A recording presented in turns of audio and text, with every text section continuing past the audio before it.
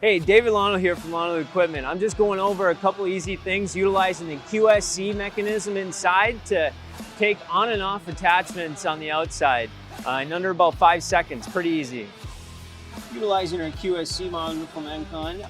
Top side is actually for tilt rotator. That's not what we'll be going over.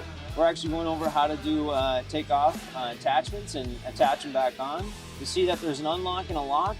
You see that there's also, on this first one, it is lit up. So watch me press this with one finger. Now you got both of these lit up. You're gonna be taking 2 fingers, press and hold. We're fully unlocked, and I'm ready to go and grab a different attachment. Now you'll see, but we are still blinking. It means we are unlocked. So it's gonna be blinking until you wanna get to another attachment and lock it back on. See that both of these are still lit up. We're gonna be taking 2 fingers, holding, and away we go. We're actually locked on to our next attachment. So just like that, under 5 seconds, you can easily have an attachment on and off.